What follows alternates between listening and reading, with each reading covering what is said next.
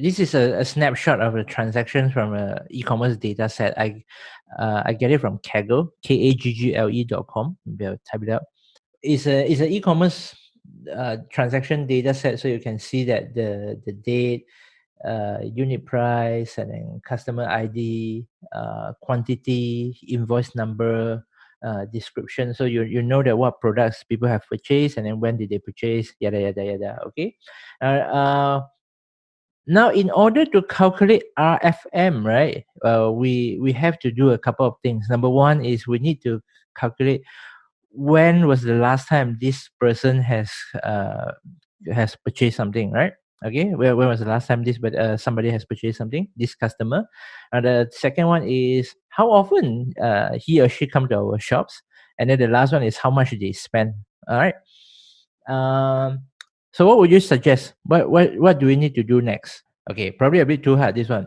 So what we can do is in Excel, there's this thing called a pivot table. Okay, so what you can do is mine is a Mac, so it will be slightly different from yours, but the UI should be about the same. So you go to insert, right? You go to insert, and then you click on pivot table. So select a table of range. Now usually is the entire table. Yeah. So A1 to H1000, 100,002. Say okay. So this is a pivot table for you to shuffle and arrange your data in whichever way you want to gain more insights, so to speak. So first of all, we want to know about our customer. So customer needs to be at our row side. So we pick customer ID and then we drag it to rows. So you see all your customer ID here already. And then next, what you need to do is your invoice date, because we want to find recency. Recency translate to technical terms, meaning that the last date that an invoice has taken place. All right? Understand? Make sense? Huh? So you just need to drag invoice date to values. Okay, drag it to values. Now, when you drag it, it will automatically show you that is account, right? We don't want it. So we click on the eye icon here, yeah, the little eye here. And then we choose max. So it shows you max of invoice date. Just click OK. And yeah, you should get something like this. All right. So the next thing that you need to do, this is your R, right? Your recency. The second one is frequency. Okay, you want to know uh how often they came to your shop lah, yeah, in this period. So we can pick invoice number. Okay, you can pick invoice number as your value, and then it shows the count of invoice number. Now here is when we use count. So it shows you that these particular customers came here 27 times. This one came 5 times. Then this one 3 times. This one 17 times. Some of them have dates. Some of them they that don't have. Yeah? If you look at through the data set, you'll know why. Some of them just come back to claim something. Some of them just discount. So typical post systems problem. Yeah. In data science, right, we spend about 60-70% of our time cleaning data. Yeah, not doing sexy machine learning AI stuff. Most of the time we spend time cleaning data. Kerja jamban lah, they call it. So this is your R, okay, your recency, and this is your frequency, count of invoice number, because we want to count how many times did it come, right? The last one is money. Okay, money is very straightforward. You basically just look at the unit price, right, of every single invoice, the unit price, sum of the unit price. Okay, so you can see that this customer, the last visit is here, count of invoice is here, and then their monetary value is here. So what you need to do next is you have calculated max of invoice. Can I repeat the recency? Sure. Okay, so I'll remove this one first. Okay. So recency means the max of your invoice date, right? So you just need to drag your invoice date to values. Okay, so invoice date to value. And then probably adjust like this.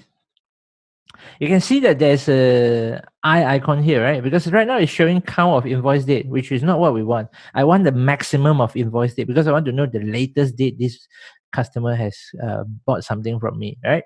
So click on the I here, and in your screen will show this. Okay, pivot table field, count of invoice date. You don't want it. You don't want count, right? You want a max. So just click max of invoice date. Click OK. This is what you get. No, not assuming the quantity. Yeah, that's what I was saying earlier on. The date, right? The number is the way the Excel shows the number of date. In fact, computer stores number of stores date in this particular format, and then later on through formatting, right, we can change it. For example, this one. This one is because we have done the format already, right? If not, when we go to format cells, we put general. It's just a series of number. Yeah, it's just a series of number. Assume that quantity of 1 unit per purchase. So I didn't really go and you can do that too, right? You can take this approach.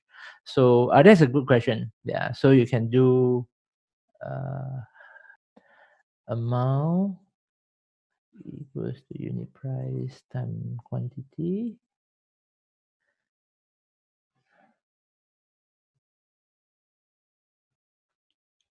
Okay, so this is your amount. What is the row fields just now? Row is customer. No, we did not set up any column in that one. Yeah, we only use rows and value. Okay. So this one is to answer Thomas' question. Yeah. Yeah, you can take the quantity times unit price as well if you want to. So you get the invoice amount. Sorry, the actual amount. Then you just have to repeat the entire process again. So customer ID comes to rows, invoice date comes to value. Okay, change it to maximum, and then frequency. Frequency is the invoice number. Yeah, the count of invoice number, and then the amount. Yeah, customer ID, max of invoice date, count of invoice number, sum of amount. So later on after this, you can still take this Excel spreadsheet and then play around. Yeah, feel free to do that. So next thing is we are going to proceed to calculate our RFM already, right? So we have to copy the entire table to a blank spreadsheet. Okay, to a blank spreadsheet.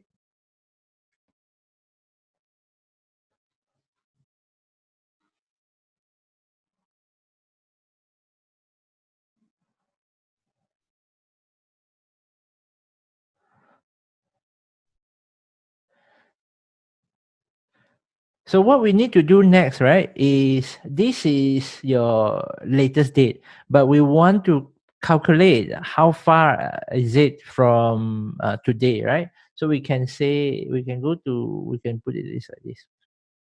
Today's date. Sorry,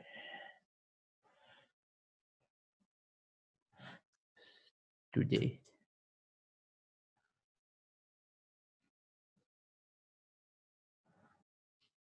Okay, 7 April.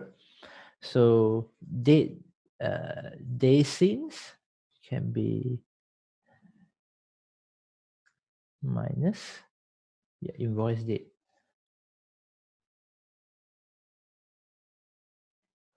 So again, it gives you a funny looking date, right? You just have to format cells and turn it back to number. So you know that, okay, the difference is 3191.34. Now you can proceed to copy this to every single other row. It will fail. Okay, it will give you funny number because you did not lock the cell. Yeah, you did not lock this particular cell. So in Excel, you have to lock the O. That's right. Yeah. Just O is enough, right? No, I need to lock the row number, not O. I need to lock the two. But anyway, you can just press F4. Yeah, yeah. You just need to lock the row, lah. You don't need to lock the column. Okay, the most handsome key on your keyboard is F4. Just lock the just press F4, and you will see two dollar signs in your formula. So from dollar sign O means that the O is fixed, not moving. Dollar sign one means that the one is not moving. But in our case, you just need to lock one, yeah. But usually we lock both. So you can now copy paste to every single cell here.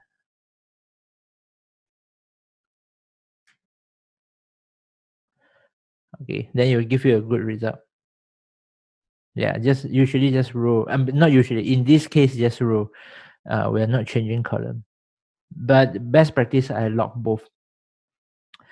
Okay, so it shows you the day scenes uh, from the last purchase date and then to today. So some of them 3,000, so 40,000 plus, 40,000 plus, 3,000 plus. So next part is we're going to give them a score.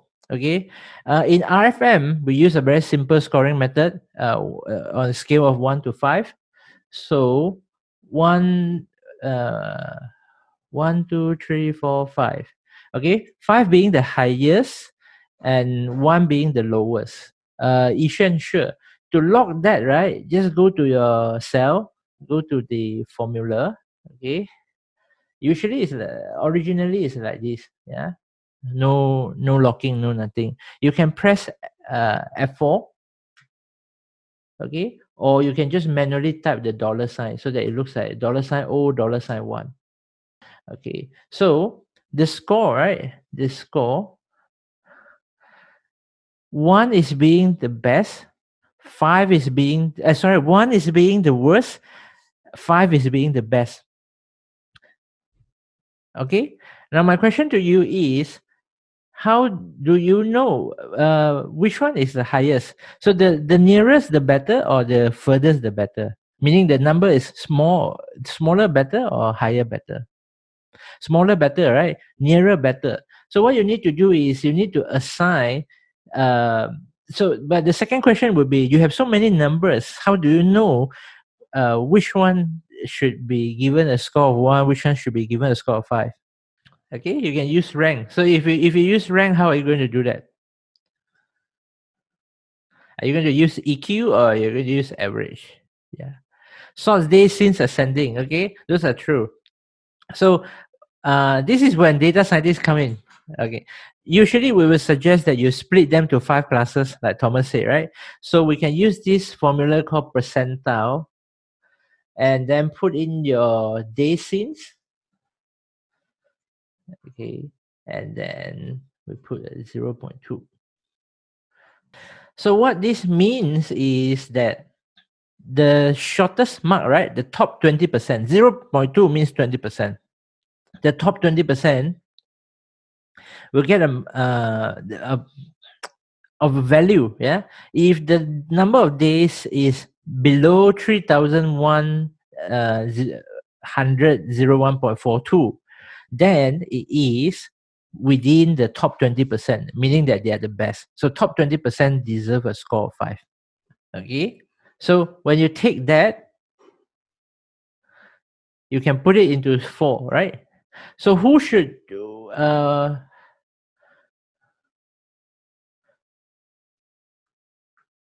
don't forget the log, yeah. Okay, but easier for you to see now, I hope. Otherwise, you can't see my formula. Okay, so in order to get a score of 4, which is the top 40%, yeah,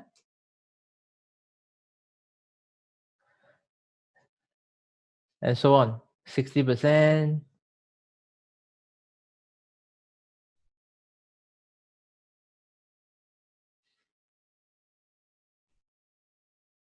80%,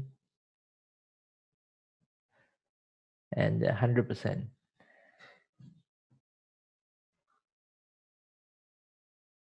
Okay, so Now, first, we want to calculate our R score, right? Our R score will be VLOOKUP. We look at our day scenes using this table. Don't forget to lock.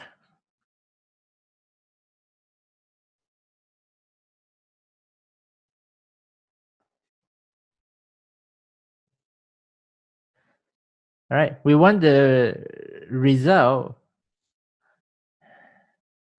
column 2, true.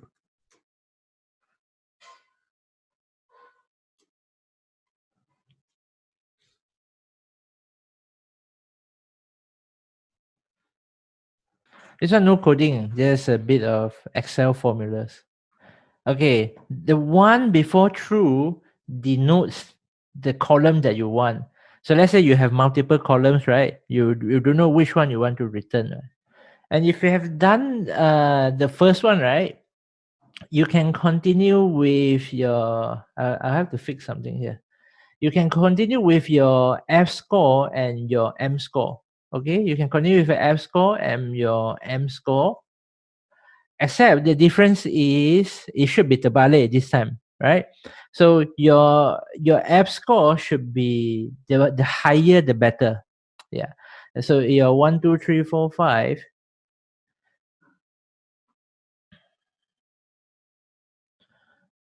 Okay, your frequency, right? This is your frequency.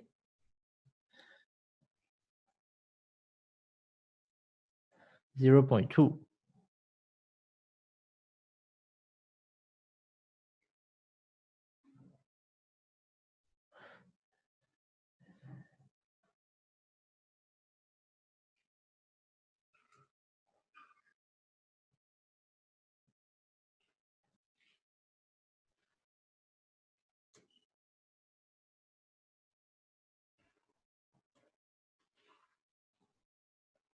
This one definitely outlier. We have to remove it. I think it is because of this one.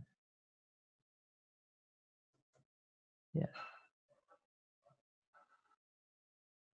The last one is too big, so we have to remove it to get rid of outliers. Yeah. Okay, so you can continue with that, and same thing goes to your M score. So same goes to your M score, right? One, 2, 3, 4, 5. Okay. So what you need to do is you can do the same for your M score.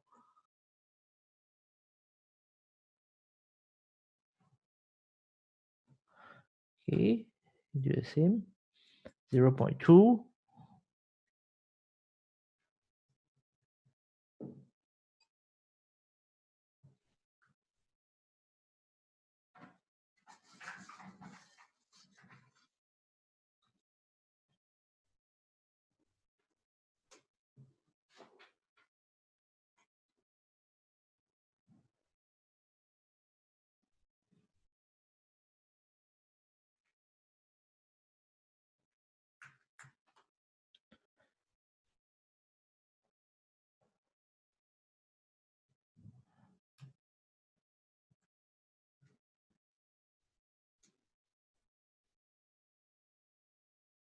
So you can see, right? If you spend 472, so it's definitely above 389. So you get a score of 4.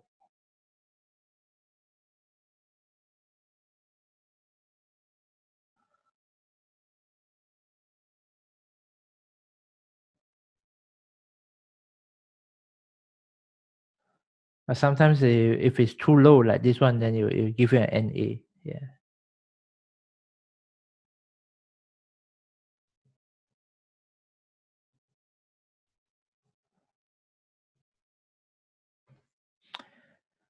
Okay, so your final should be something that looks like this, right? So your final FM RFM score should be calculated this way. Okay, so your RFM score should be uh, R score times 100 plus S score times 10 plus your M score. Okay, my R score jumps around because I use some random number there. I need to fix my formula, but you should get something like this. F score use count of invoice number, frequency. So this is your frequency, this is your recency, and then this is your monetary. So we basically want to have yeah, multiplier, correct. So it's a weight, it gives a weight.